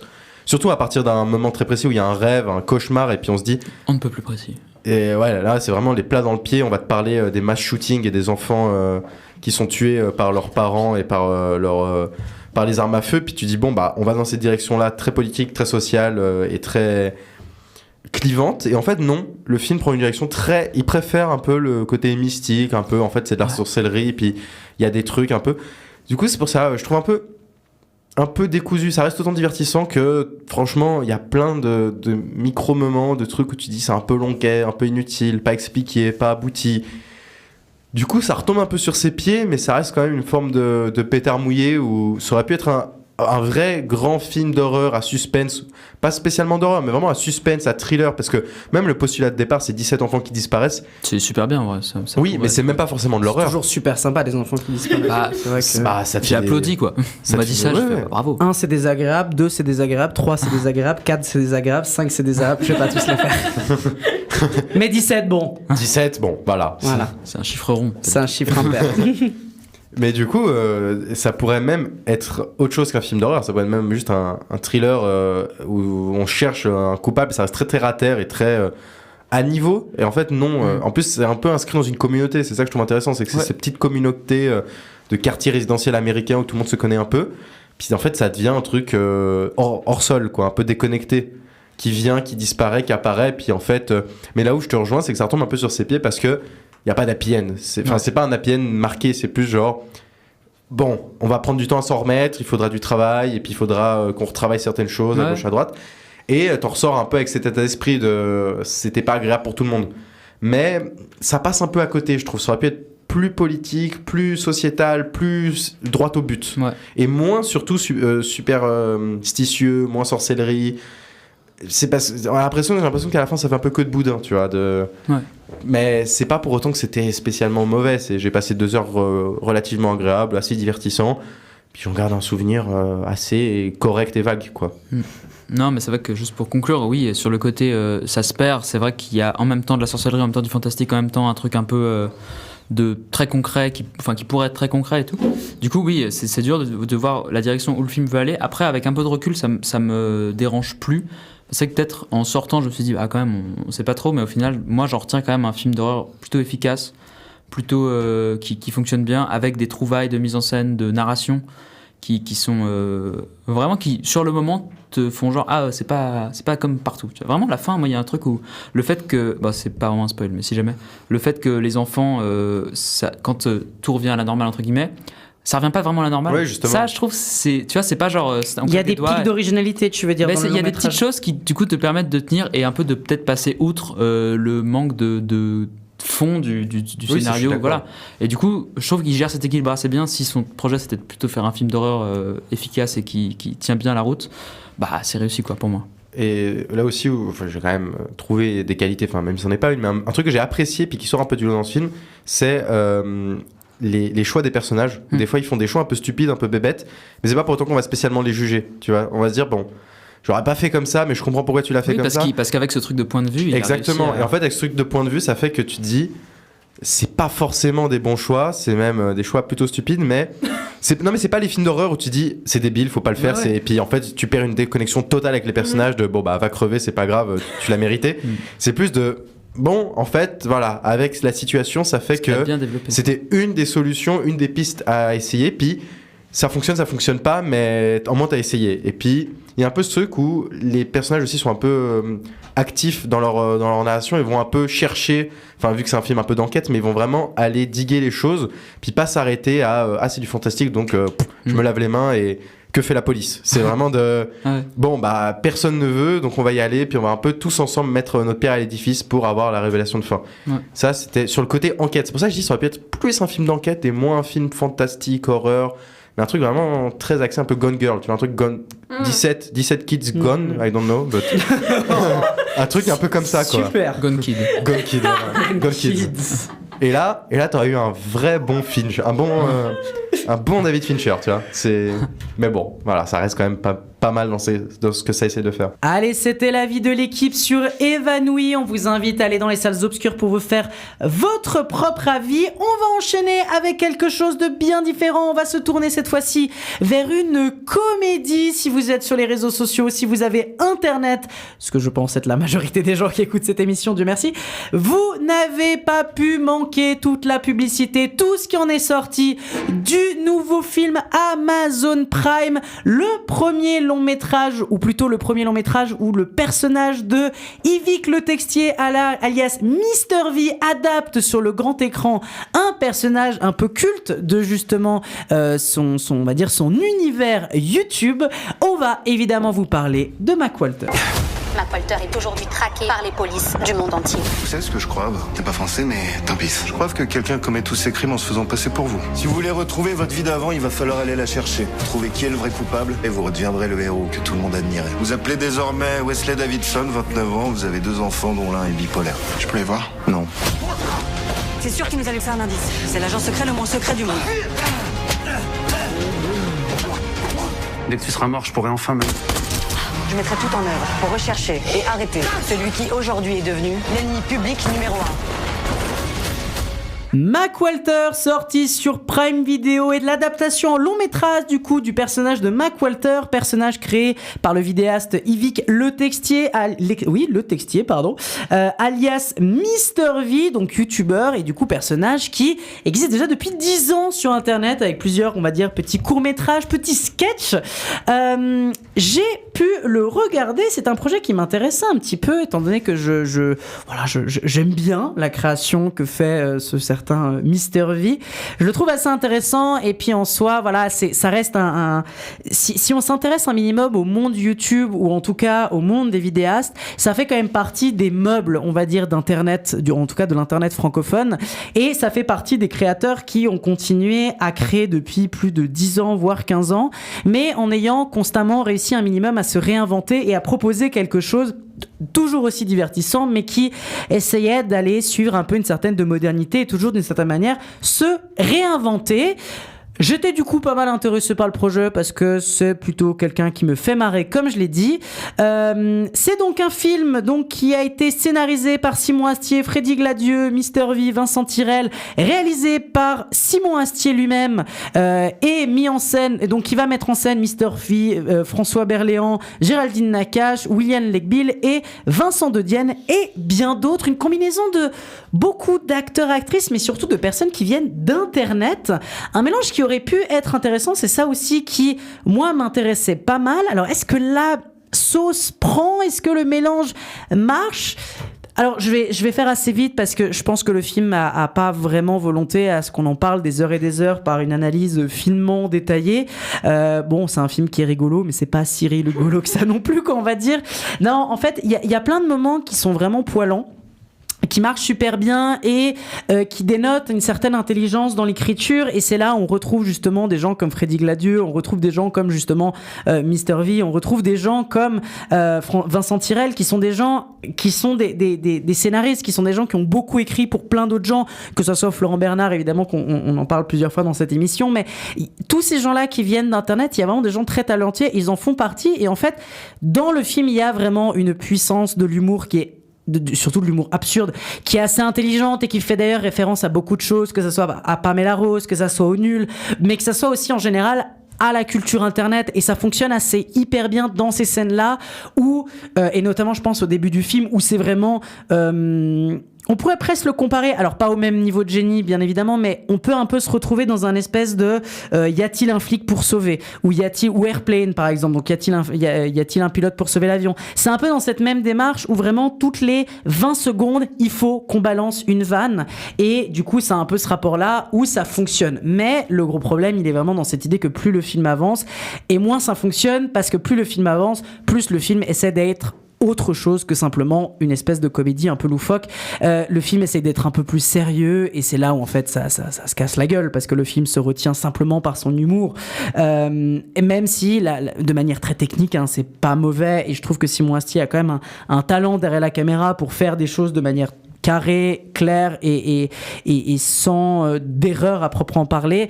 Mais par contre, voilà, c'est le ton qui pose vraiment problème, parce que dans les tonalités, il y a vraiment des trucs qui vont pas, quoi. Quand on espèce de partir dans un espèce de scénario un peu poussé, où tel personnage aurait telle vision, machin, voilà, pourquoi il aurait fait ça, on s'en fout. Quand on essaye de parler dans les trucs un peu larmoyants, bah évidemment, on s'en branle, parce que c'est pas ça qu'on est venu chercher, et ça ne marche juste pas, parce que c'est pas maîtrisé, que c'est un peu ridicule. Bref, c'est pour moi un film qui est assez ambivalent, c'est-à-dire à un moment moi je suis vraiment à mourir de rire, et à des moments où je reste très neutre devant.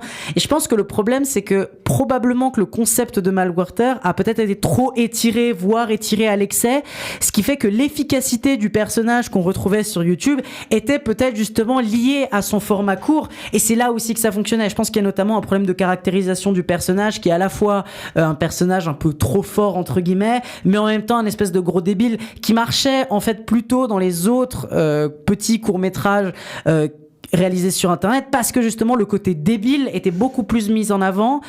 Et cette stupidité l'amenait à réussir, mais un peu indirectement, comme un peu un espèce d'OSS 117, soit dit en passant. C'est par sa stupidité que OSS 117 arrive, mais bizarrement, à mener à bien ses missions. Or là, on est un peu dans un truc inverse. C'est parce que le personnage est hyper fort qu'il s'en sort, mais il est quand même sacrément teubé. Et je pense que il y a vraiment des trucs qui marchent dans l'humour, des trucs qui marchent pas du tout. Des fois, c'est forcé dans la manière dont les vannes vont être mis. Des fois, c'est juste pas drôle, et des fois, c'est un peu banal. Bref, je pense qu'il faut vraiment pas trop forcer non plus avec ce film. Faut vraiment comprendre que c'est construit comme un film de divertissement, où faut vraiment le prendre comme tel. Et qu'en fait, moi je le vois comme un truc où par plein d'instants ça marche, je passe un moment agréable, et il y a plein d'instants où en fait ça marche vraiment pas, et je reste un petit peu ennuyé. Donc pour moi, rien de foufou, ça se laisse regarder. Je suis peut-être un peu déçu, parce que je considère encore une fois que avec la flopée de talents qui viennent d'Internet dans ce film-là, ça aurait pu être un peu plus drôle, ça aurait pu être un tout petit peu mieux construit, ça aurait pu être un peu plus que ce que c'était. Pour moi, ça reste un tout petit peu en dessous de ce que je m'imaginais. Ça reste un tout petit peu en dessous de mes attentes, malheureusement.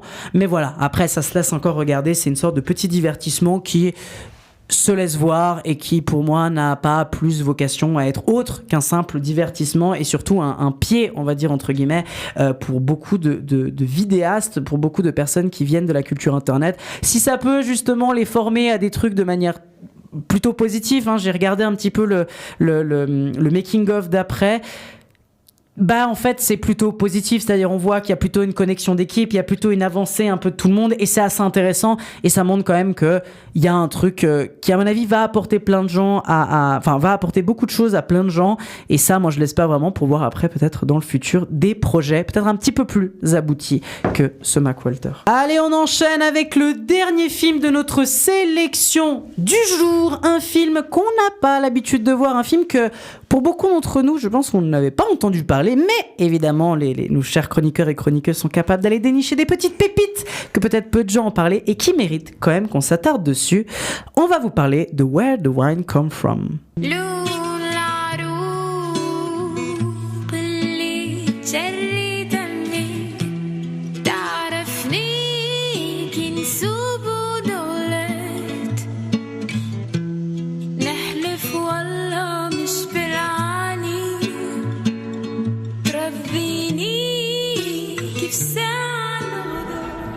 Where the Wine Come From est un film tunisien réalisé par Amel Guleti, et d'ailleurs c'est son premier film. C'est une comédie dramatique, une petite pépite complètement inconnue qui est passée sous le nez de beaucoup de cinéphiles, mais que Théa, tu as senti le truc venir et tu as pu le découvrir.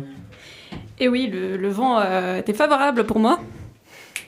Et big up à notre pote Josh, pour qui on espère que le vent sera favorable aussi d'ailleurs. Pour vous donner un petit contexte, on a un copain qui fait la mini transat, qui est du coup une grande compétition de voir, donc vous pouvez évidemment le suivre si vous écoutez cette émission Mingoulaye. On vous invite à voir le petit bateau. Voilà. Exactement, voilà, c'était la minute sponsor, rien à voir avec le cinéma.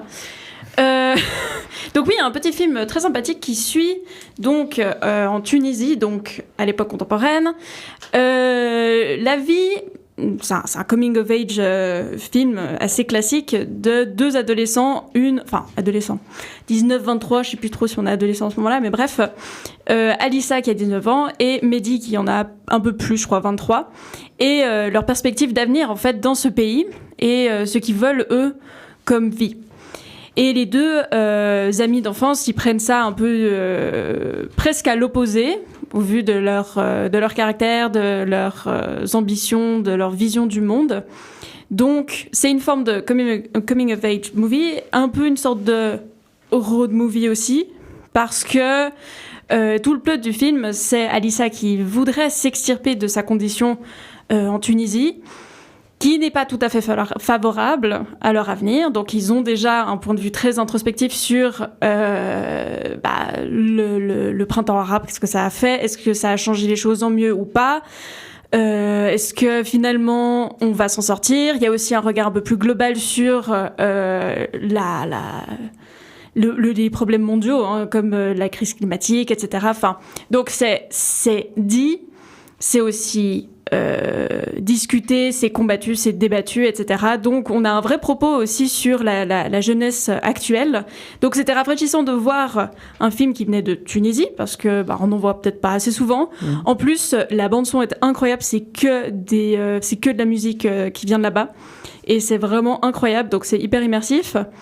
C'est pas non plus un film qui est trop larmoyant. Enfin, il y a de l'humour, c'est bien pensé, etc. Enfin, vraiment. On va dire qu'il y avait un bon bout du film qui m'a tenu. Je vais pas dire en haleine parce qu'on va pas aller jusque-là. C'est un bon film jusqu'à, je dirais, la résolution finale qui m'a laissé un tout petit peu sur ma faim. Parce que, alors du coup, c'est financé aussi par la France. C'est une coproduction franco-tunisienne. Et tout le plot, enfin en tout cas l'idée d'Alissa, c'est de partir de la Tunisie, pourquoi pas aller en France, parce que du coup ils savent un peu parler français, puis on nous vend de nouveau l'image d'Eldorado, des pays occidentaux, etc., etc. Et il se trouve qu'à la fin, est-ce que c'est un spoil ? Enfin, vous verrez, la fin, c'est exactement ce qu'on attend de gens qui vont migrer, en fait. C'est une forme de méritocratie, quoi. Vous pouvez vous retrouver du bon côté de la barrière si vous méritez d'être du bon côté de la barrière et rien vous arriver. Même si vous échouez en Italie, que vous êtes détenu en Italie, vous arriverez quand même à aller jusqu'à Marseille, hein, dans les grandes lignes. Et ça, j'ai trouvé que c'était assez malhonnête parce que c'est pas une bonne vision de ce que c'est et de ce que ça devrait être. D'ailleurs, on ne devrait même pas avoir à migrer. Malheureusement, des personnes sont réduites à ça à cause de contextes géopolitiques, socio-économiques, et climatiques, bien évidemment. Donc j'ai trouvé que cette fin-là, elle était beaucoup trop conservatrice sur le propos de la migration, sur les bons, les mauvais migrants. Même si c'est pas, je pense que le film il est très naïf là-dessus. J'imagine, j'espère que c'est pas un propos qui veut absolument développer. Mais c'est vrai qu'à la fin, on a deux trajets très différents qui se construisent. Et il y en a un qui a l'air d'être plus empli d'espoir, on va dire, que l'autre. L'autre, t'as l'impression que c'est parce que c'est par défaut, quoi. Donc, un film qui est quand même assez plaisant à regarder, avec une bonne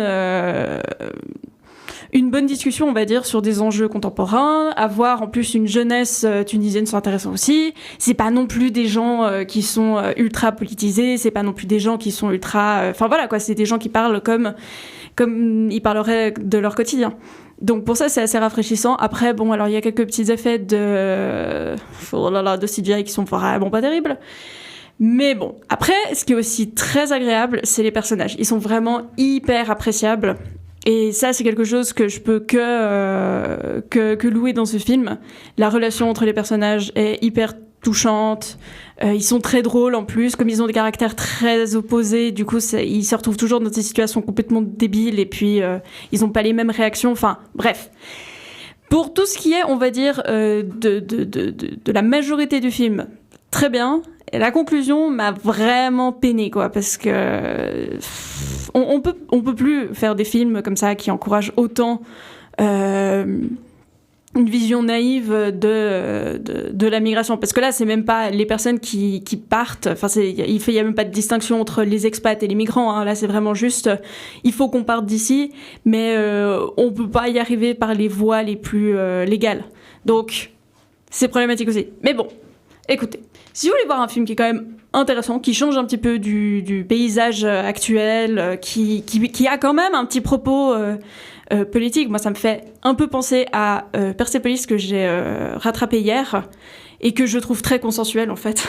Enfin, il est bien hein, ce film, mais c'est aussi une forme de méritocratie quoi. C'est pas. Je vais faire comme si j'ai pas entendu cette dernière phrase. C'est pas les gens les plus dans la merde qui sont décrits dans ce film quoi. Donc j'ai aussi un peu de la peine avec ce film et aussi le fait qu'elle a soutenu Emmanuel Macron en 2017. ça m'a fumé. Ça m'a fumé. Enfin bref, peu importe. Mais ça me fait un peu penser à ça, quoi. Donc voilà, vous pouvez aller voir ce film, il est sympathique. Et puis peut-être que vous aussi, vous aurez la chance d'avoir 3 débiles d'adolescentes qui gloussent sans arrêt à un siège derrière vous. Vraiment, les gens, faut que vous arrêtiez. Hein. Vraiment, entre vous, l'abruti là devant Sirat, la meuf qui mangeait ses popcorn juste à côté de moi, genre ça ne va pas, écoutez. Ça ne va pas, s'il vous plaît. Ça coûte déjà assez cher comme ça le cinéma. Hein. Ne venez pas ruiner cette expérience pour nous. Fermez la bouche ou restez chez vous. Pas du tout une bonne conclusion. Allez, c'est beau. Merci beaucoup.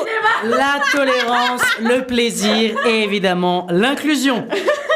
C'est après ce message plein de sagesse de Théa qu'on arrive tranquillement. Non, je plaisante. En fin d'émission, tout d'abord, on tient à vous rappeler évidemment que si l'épisode vous a plu, vous pouvez un maximum partager sur tous les réseaux sociaux nos épisodes, liker nos différentes publications, notamment sur Instagram, et évidemment de nous mettre 5 étoiles sur toutes les plateformes de podcast sur lesquelles vous nous écoutez. C'est évidemment avec votre partage qu'on peut de plus en plus être diffusé et donc continuer cette belle aventure. Après 60 épisodes, on attend encore évidemment le 61e, 72e, 63e, etc. Encore une fois, un très très grand merci à vous. Mais évidemment, avant de conclure cette émission, on passe évidemment par la phase de la carte blanche. Et cette fois-ci, c'est ma carte blanche du jour. Oh, carte blanche, hein, je n'ai d'ailleurs accepté qu'à cette condition. Hein.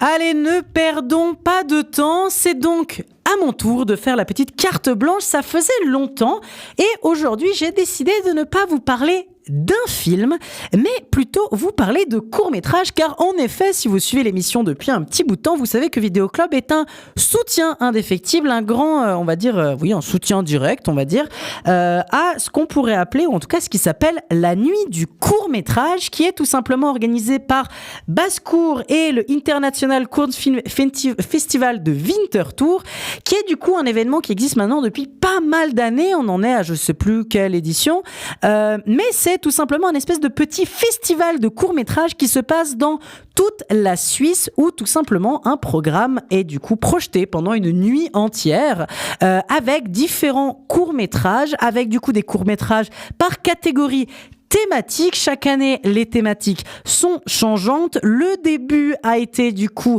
à Genève le 19 septembre et puis ça va passer par énormément de villes en Suisse. Et d'ailleurs, je vous invite vraiment, donc pour les Suisses et Suissesses qui nous écoutent, à aller regarder un petit peu le programme. Et pour les Français et les Françaises ou les personnes non suisses qui vous nous écoutez, Essayez de regarder un petit peu le programme. Si vous êtes pas trop loin ou si vous êtes de passage en Suisse, c'est vraiment un moment à vraiment ne pas louper, tout simplement. Ou en tout cas, je pense que c'est vraiment un moment à ne pas passer à côté. La dernière séance sera du coup le 21 novembre à Lausanne. Ça sera un peu un gros moment où du coup, ça sera vraiment toute la nuit avec tous les films qui ont été projetés dans les différentes villes. Mais bref, pourquoi je vous parle de ça ? Parce que du coup, j'ai évidemment été à ce festival-là. C'est évidemment un régal tout le temps d'y aller. Et du coup, ça m'a permis un peu de faire mon petit marché de courts-métrages, on pourrait dire. Et c'est ça où du coup, moi, je voulais un petit peu m'intéresser parce que du coup, je voulais vous parler de quelques courts-métrages que vous pouvez découvrir, que vous pouvez directement taper sur Internet et retrouver des petits courts-métrages qui sont très différents, mais toutes et tous assez intéressants. Je vais commencer d'abord avec 3 courts-métrages suisses, et c'est ça aussi un peu l'idée, c'est de vous faire un petit peu découvrir tout ça, mais on a tout d'abord Blue Rider, qui est du coup réalisé par Julien Nong, Gabriel Barada et Lucas Cuero, qui est un petit court-métrage d'étudiants, donc en fait c'est un court-métrage qui a été réalisé pendant un cours de cinéma à l'AED de Genève, donc qui est une école de design et d'art à Genève. C'est un film qui de prime abord ne mange pas de pain et pourtant c'est vraiment assez sympathique et vraiment très très drôle. Toute cette espèce de méga dynamisme, toute cette espèce d'explosion d'inventivité qui se fait par des très très jeunes, tout simplement des étudiants. C'est un film en pellicule, c'est ça aussi qui est assez dingo, c'est-à-dire c'est vraiment techniquement le travail qui a été fait derrière avec toutes les contraintes qu'amène la pellicule, avoir réussi à faire un film aussi drôle, aussi marrant, reprenant les codes des films des années 80 avec le film un peu badass du bad boy qui en fait détruit tout et en même temps cette espèce de film de monstre un peu rigolo. Franchement, ça marche super bien et c'est vraiment un truc qui donne envie d'en voir plus, tout simplement, de voir quasiment un long métrage ou quelque chose encore plus développé.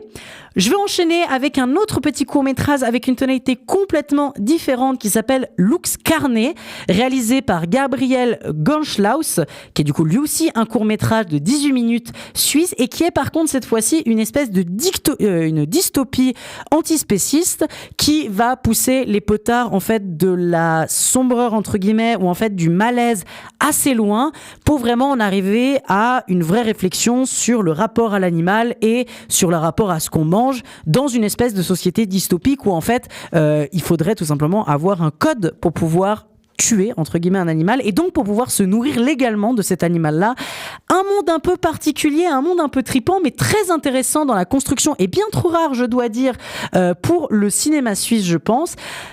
Autre film qui est peut-être, je pense, un de mes plus grands coups de cœur et qui est d'ailleurs le film que j'ai voté à la sélection de films, parce qu'on peut accorder un prix lors de ce festival-là. Et c'est le film qui a été un peu mon petit coup de cœur, qui s'appelle Maman danse de Megan Brugger, qui est, si je me rappelle bien, une Lausannoise. Et c'est un petit documentaire de 23 minutes.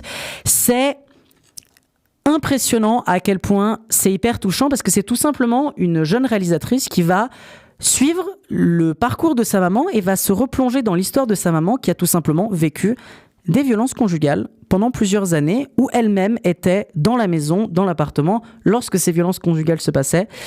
C'est quelque chose de bluffant, extrêmement touchant, d'une tendresse absolument dingue et en même temps, on sent le rapport cathartique dans justement le documentaire qui est fait, dans ce petit documentaire qui est réalisé par justement Megan Brugger.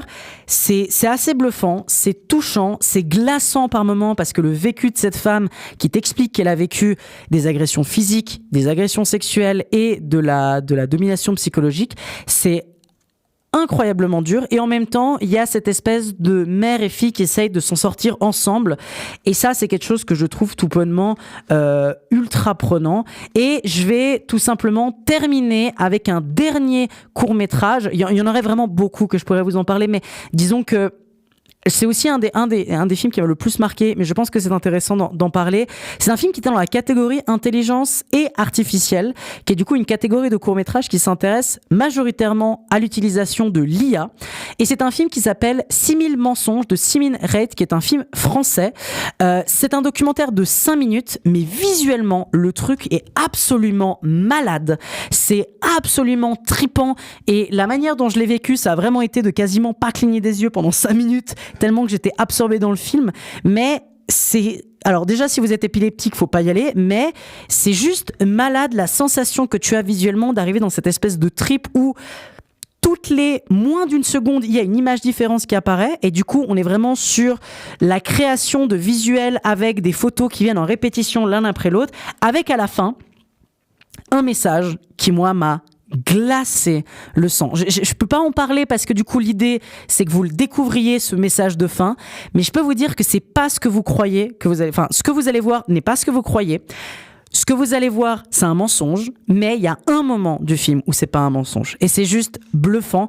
Donc voilà, c'est un peu... Il y a plein de films qui étaient super intéressants, mais si je peux déjà, à partir de ces quelques courts-métrages, vous inviter déjà à découvrir La Nuit du court-métrage, mais surtout de découvrir des jeunes talents et des jeunes réalisatrices et des jeunes réalisateurs qui ont des propositions filmiques de ce niveau, qui permettent d'entrer dans un univers, eh ben franchement, quel plaisir. Vive La Nuit du court-métrage, vive le court-métrage en général, car c'est ce qui permet de faire découvrir les futurs talents de demain. Suivez et soutenez ces créateurs et ces créatrices qui ont énormément à donner, et je pense qu'avec ces films-là, donc avec du coup Blue Rider, avec du coup Lux Carnet, avec Maman Danse, et puis avec du coup 6000 mensonges, vous avez de quoi faire et d'entrer dans des univers variés, mais tout simplement ultra prenants, quoi.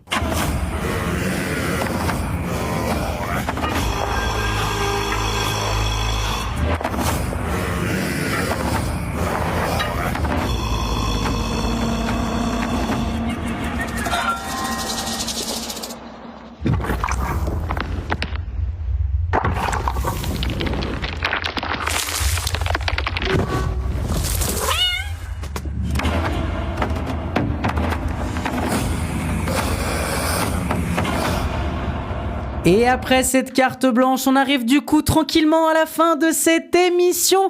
Je fais évidemment un petit tour de table avec toute l'équipe. Bah du coup, comment ça va l'équipe? Du coup, émission très sympathique, on peut le dire. On peut le dire. C'est trop tôt pour dire, je pense. Ouais, c'est trop tôt. Il y en a un qui vient de bailler à côté en plus. Je vais pas dire qui c'est, mais... J'ai envie de dire la fatigue apparemment s'installe. C'est triste, c'est triste. Vous êtes jeune, normalement, vous êtes censé tenir sur vos deux patounes. Hein. Ouais, mais on nous exploite. Il ne nous reste plus que le week-end pour dormir. 2 balles l'heure, même pas. Eh oui, l'exploitation. Ça fait plaisir d'être à 4. Le vidéoclub, t'es payé?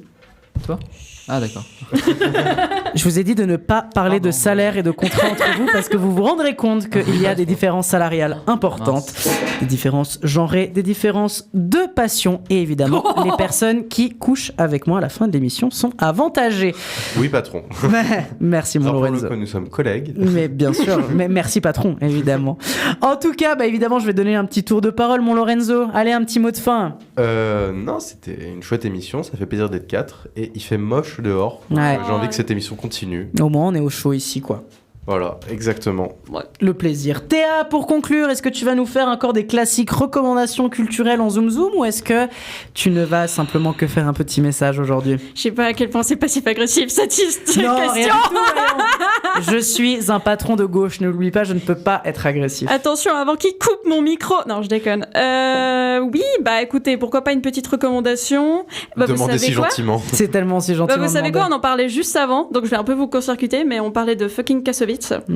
Qu'on m'a bien vendu avant. Magnifique. Et que je vais m'apprêter à regarder ce soir, qui est dispo sur YouTube d'ailleurs. Oui, que Lucas avait conseillé dans ses émissions, que j'ai vu, que j'ai kiffé, que Théa va voir ce soir. Vous avez vu ça, hein? Un jour Roman va finir par regarder. Et puis Roman le verra et dira que c'est nul à chier. C'est vraiment mauvais quoi, c'est un making of quoi les gars, qu'est-ce que vous foutez YouTube en plus. De toute façon YouTube ça n'a pas d'avenir, faut attention, ne l'oubliez pas. 408 ans. Ah, qu'il horreur. En tout cas, merci beaucoup Théa. Roman, un petit mot pour conclure. Bah, j'ai pas de recommandation parce que j'ai vu que 2 films ce mois-ci. Donc, oui, j'en ai parlé dans cette émission. Tu peux le redire.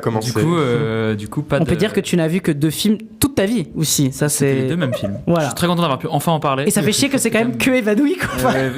C'est pas vraiment la représentation qui, du finalement cinéma. sont pas si bons qu'on pouvait le croire. Donc, Non, c'est dans 2 semaines quoi. Eh bien, magnifique. Un très très grand merci à toutes et à tous de nous avoir écoutés. On se retrouve évidemment dans 2 semaines pour vous reparler de cinéma avec un programme qu'on le sait déjà bien chargé. N'oubliez pas de voir des films, n'oubliez pas d'aller dans les salles obscures, mais surtout n'oubliez pas, vive le cinéma. Nom d'un chien, c'est fini, tout s'allume. À mercredi prochain.